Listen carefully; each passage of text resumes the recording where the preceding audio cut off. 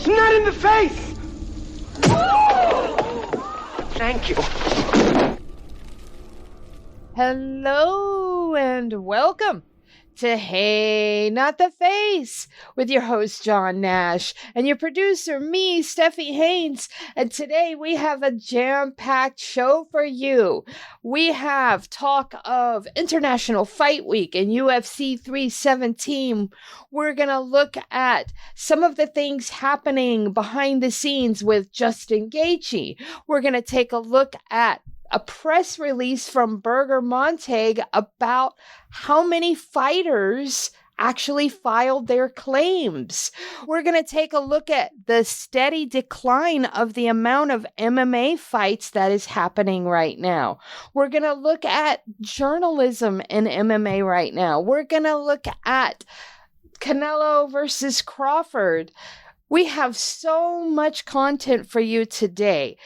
Also, side note, we will not have a show this Friday on Independence Day, but we will be back bright and shiny on Tuesday. Please remember that if you want access to all of this content, you'll have to subscribe. Now, John, how the heck are you? You know, you ask me that every week, and you think I'd be prepared to answer. That I would think ahead of time that I need to answer, and yet I'm caught off guard every time. So I guess I'm doing fine. I'm shocked that we don't have it. I forgot about 4th of July. So, and I'm also, actually, I'm not shocked, but I guess I'm shocked that it's coming up this week because, you know, I didn't know it comes on the 4th. I apparently forgot that part of it.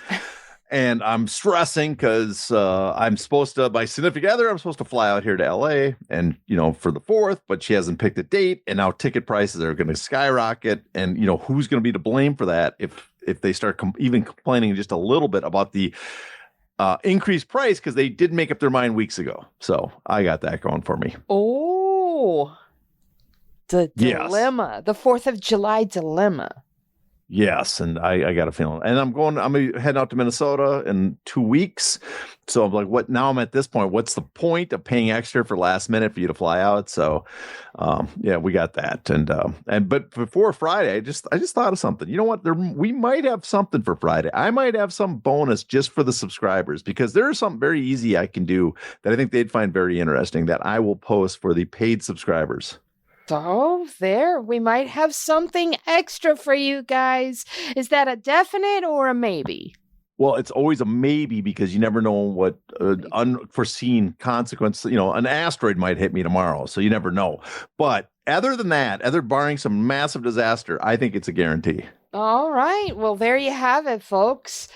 So let's get down to brass tacks here. What did you think of the overall vibe of International Fight Week and of UFC 317 now that UFC 317 is in the books? Well, it's hard for me to say because I don't really follow the Fight Week stuff anymore. I saw who was, you know, put into the Hall of Fame. I saw, you know, Mark Coleman was there with Mark Kerr. You know,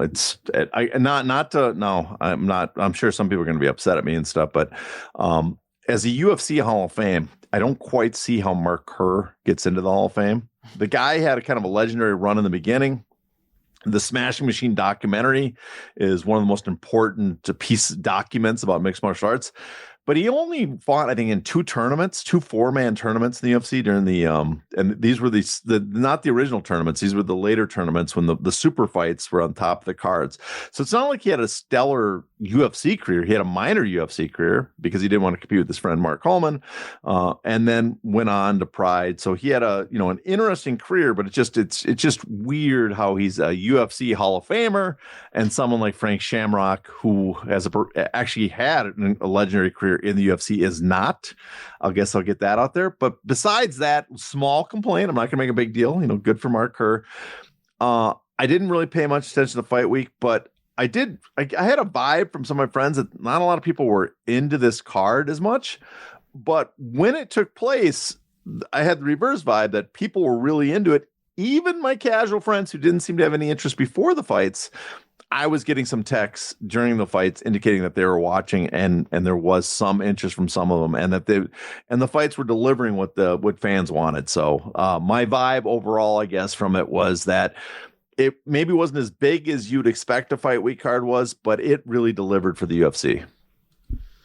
Now, it looks like Ilia Topuria may have the makings of a superstar. Do you think the UFC will put some of that marketing weight and heft behind him?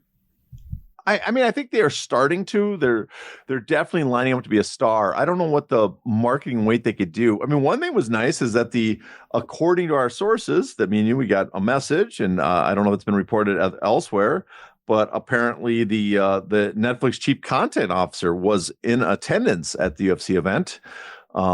And so that, I would give Ilia Topuria a big bonus because he delivered, a dramatic moment, and that's what Netflix, I'm sure, wants. And so the UFC's got to be happy with them. I think he has all the makings of a star, but at the same time, I think people are ready to say he's the next Conor McGregor, and I don't get that vibe. I don't either. I don't get the vibe at all. Conor McGregor just drew people in. The weirdest thing possible, just the number of people that suddenly pretended they were Irish, and I'm part Irish. I can say that a lot of Irish, quarter Irish Americans really, really love to just talk about how Irish they are, and God damn, is it annoying. But a lot of people discovered whatever Irish roots they had and jumped on the bandwagon. They were he got in Ireland. It made sense. He's freaking Irish, but here. It was almost absurd. The how quick people flock to him. I don't see that with Ilia. I do see that he is definitely growing in Spain and other parts of the world. He definitely has some sort of star power. I think the UFC could start promoting him more. But I mean, what are they going to do? Are they going to do a world tour? I don't know if they're going to do anything like that. I don't know if that's in the cards right now. So I don't know what kind of heft they can put behind him. I think the biggest thing the UFC can promote him as the UFC 2-weight class champion now, and the fact that he is in the UFC winning. And if you're a fan of MMA, you're paying attention to the UFC, and that'll automatically make your performances make you more of a star than the UFC's star making mechanism, because that's just the way it works. They're not pushing as much for the casual fan. Now that might change if they go to Netflix. They might do something additional because now you're reaching a group of people who have not been probably paying attention to MMA. But right now, I don't know what they can really do to throw more weight behind him. Since if you're an MMA fan at all, I'm sure you know who he is. Well, what I was referring to is that wonderful commercial they did for Conor and Jose Aldo. Like they don't do anything of that nature anymore. And so I was just thinking that maybe this would be the time to do that once again. Yeah, I think that's right. But I think it might also make more sense too if they get on Netflix and then do something like that where you can, because I don't know who watches commercials anymore. I mean, I don't know what the reach of commercials are compared to what they used to be. Viral moments take off. I guess you could try some. I don't know. We look at like the Saudis, these amazing promotional trailers they've been doing for their fights. That's what I was referring to with the Jose Aldo and Conor McGregor one. They called it a commercial, but it was a promotional trailer, just like the Saudis do. But I don't know what impact the Saudis. You don't hear the numbers. Don't sound like they're going through the roof for these Saudi events. Some people share them, but I don't get the sense that they're as effective as I think some people think they are. Those promotional trailers that the Saudis do, and they're amazing. One was amazing though. Oh, it was, but I think it also came at a time when audiences were you had an easier way to reach your audiences with those type of ad campaign. And so that's why I wonder, part of it is to wait until maybe they get on Netflix where they have this new platform that can reach a wide range of fans that are not used to you. And then you can do something like that and it would have an impact. I don't know what the impact would be like that on ESPN, where people on ESPN, I'm sure, are aware of what the frick UFC is and who a lot of these people are. With that chief content officer being in attendance, does that lead you to believe anything one way or the other, or is...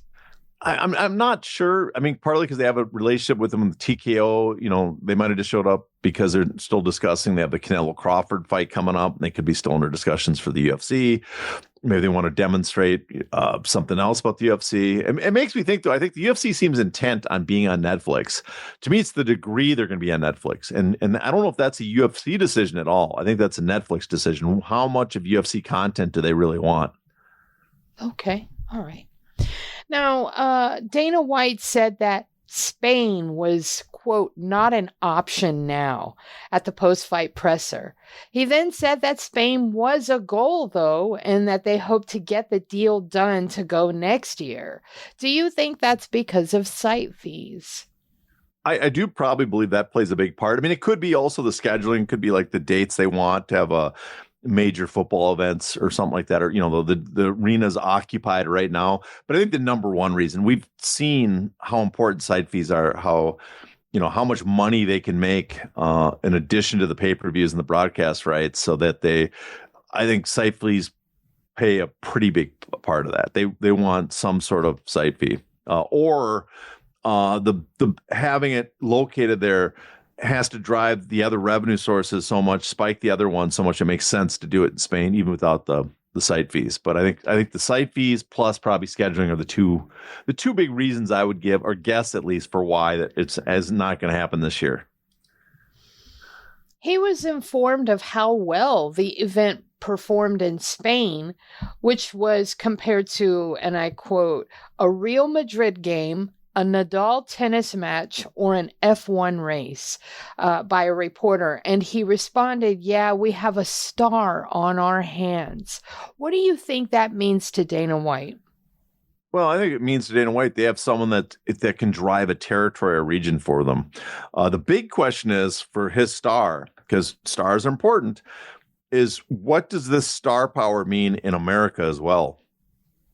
When you have star power in two regions, that's kind of the key ingredient for the UFC. I mean, actually, if you're just a star in the United States, basically, that's good enough.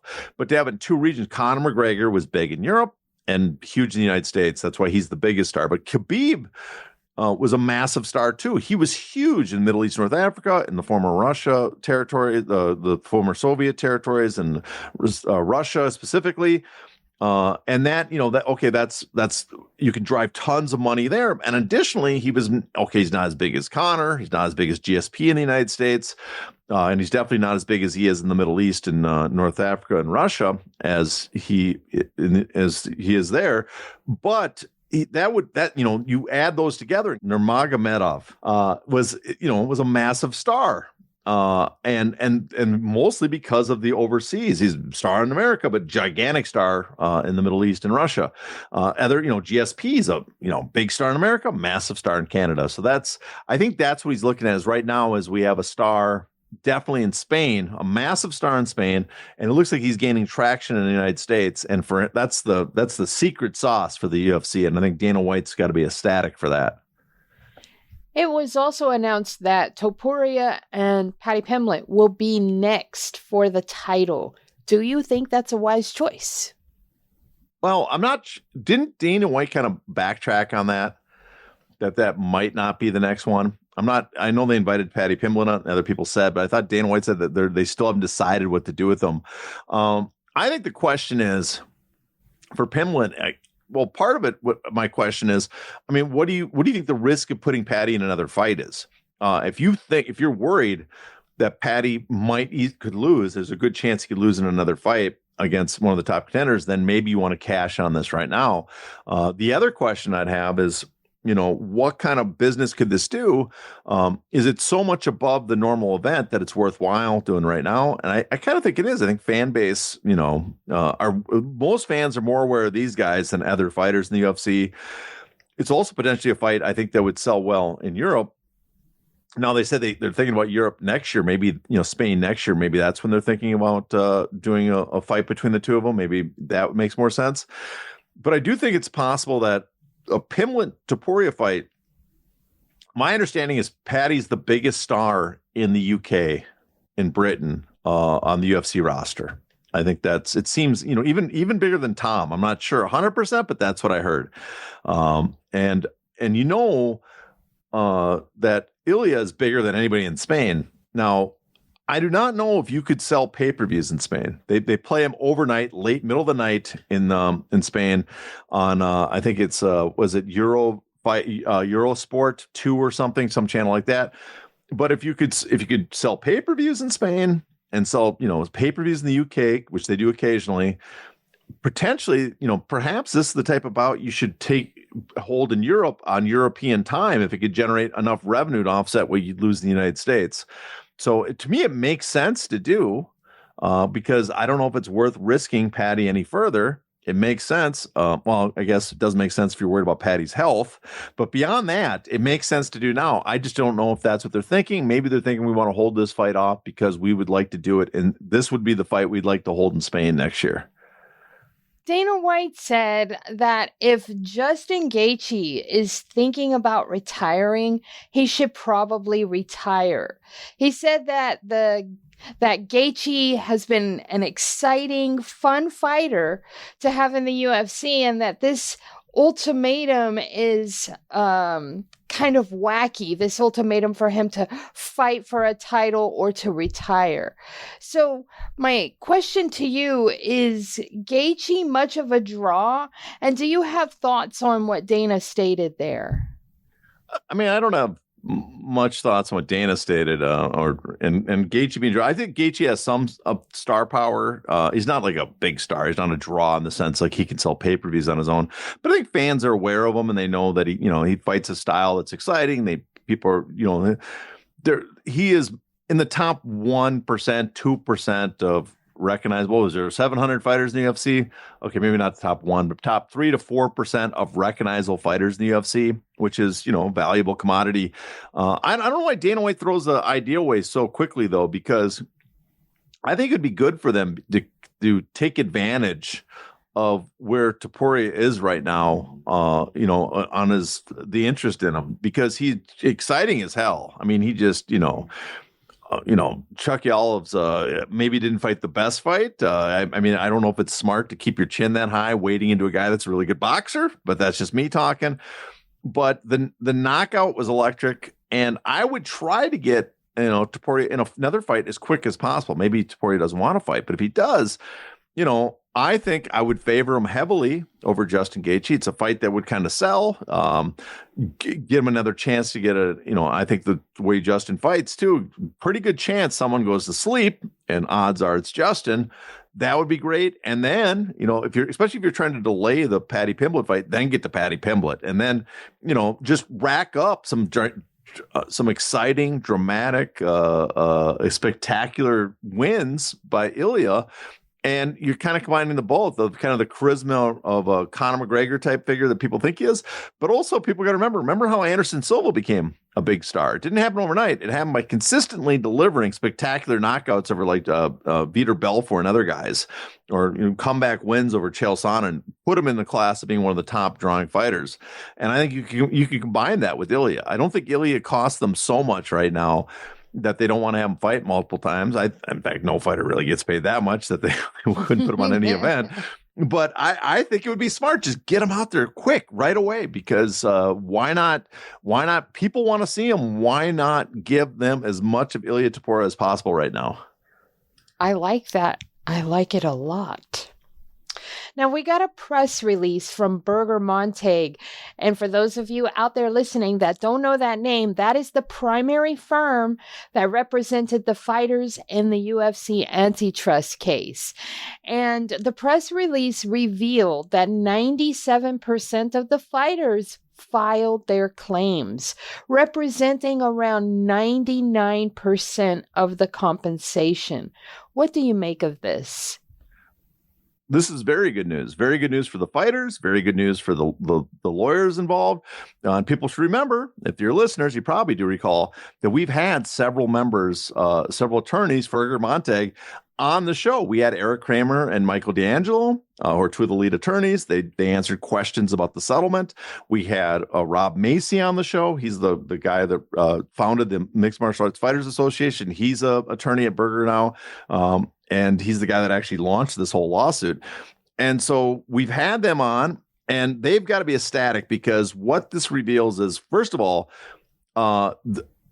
we should note that this is an unprecedented claim rate, apparently. That's according to the press release. And that's what I heard as well, that in antitrust class actions, I don't think my understanding is there has never been one where you've had 97% of the class members filing a claim.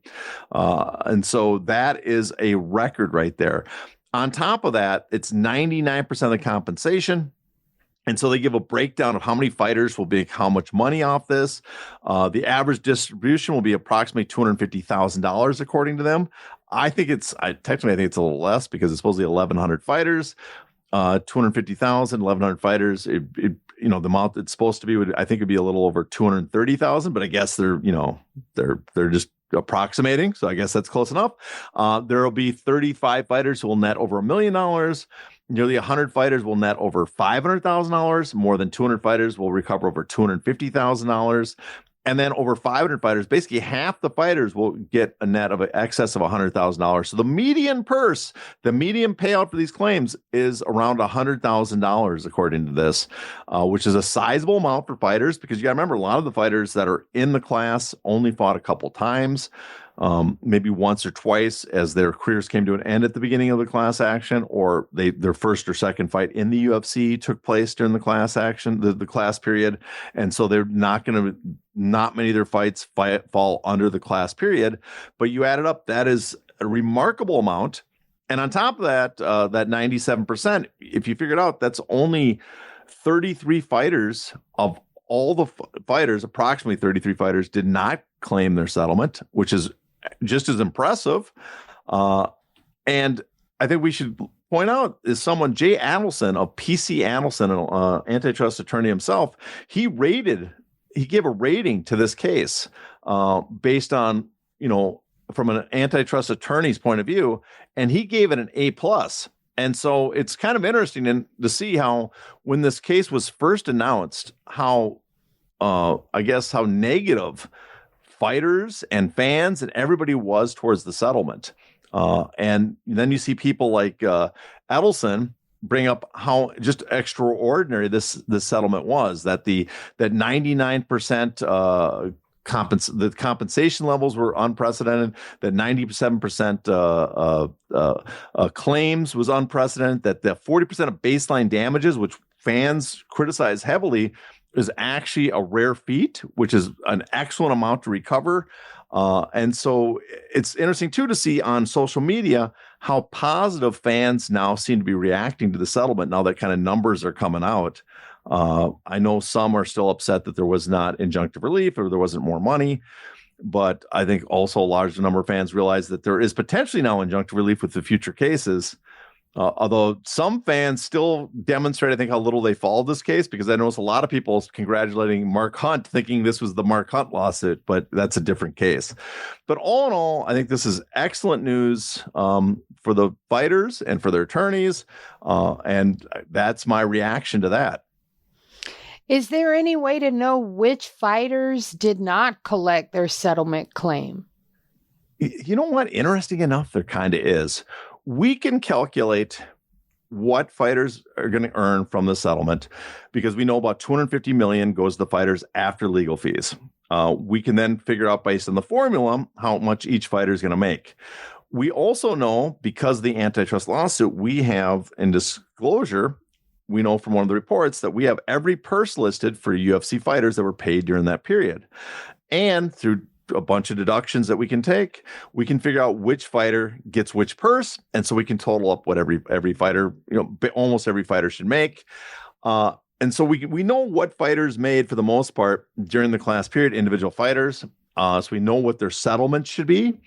And if you look at the number of fighters that did not claim their settlement, basically about 33, if it's 3%. Around 99%, they said 99%, 97% of the fighters filed their claims. So about 3%, that's 33 fighters. And 1% of the compensation was not filed for, which is $2.5 million. Well, that means if the fighters, the majority of them are making, let's say the median, 100,000 or less, that means none of the fighters that are getting a big purse did not file a claim.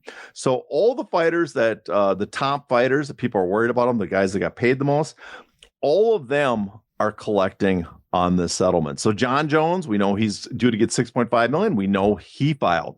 Brock Lesnar, supposed to get about $3.4 million, we estimated over here. He obviously filed because that's more than that's available. That was not part of the compensation that was filed for.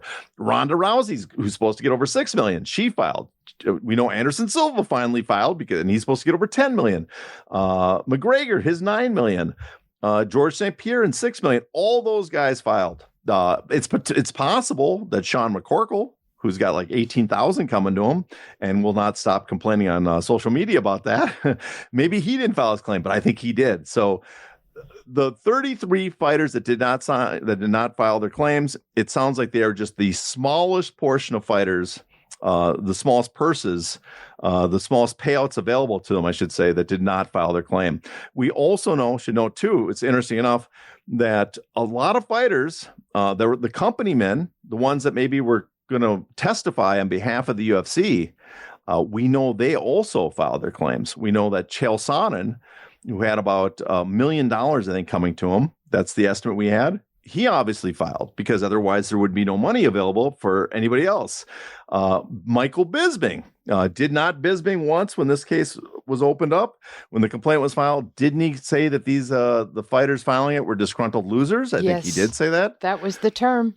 Disgruntled losers. He did not agree with the class action. He was ready to testify on behalf of the UFC. Well, he has my estimate is over $2 million coming to him as part of the settlement. And he obviously collected because otherwise there would be no money available for the other 32 fighters that did not file their claim. May I ask a quick question on that? Yes. On Michael Bisping, that $2 million coming to him, has he ever made a purse that size? You know what? On the class period that they cover, from 2010 to 2017, this is more than twice of any purse he ever collected during that period. Wow. Now, he did fight George St. Pierre in end of 2017, which is in the Johnson class. Now, we do not have those numbers, but my understanding is he did not make that much for it. I could be wrong. Maybe he got a bonus or something. My understanding, he did not make that much against George St. Pierre.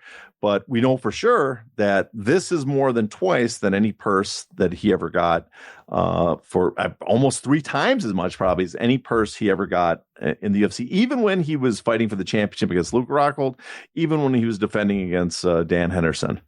And then the other people that during this class period that were ready to testify, like Misha Tate and Donald Cerrone, they're both going to get over $1 million as well. So all those fighters stand to do very well from the settlement. That's so funny. Oh my goodness. Oh man. All right. So you have some data regarding the total number of pro MMA bouts. Where did you get the data and what does it say? To access the bonus content of this episode, you must be a paid subscriber.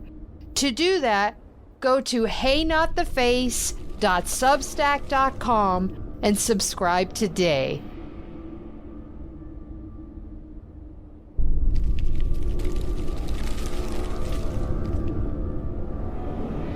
Ow! Ow! Not the face! Ooh! Ooh! Okay, the face!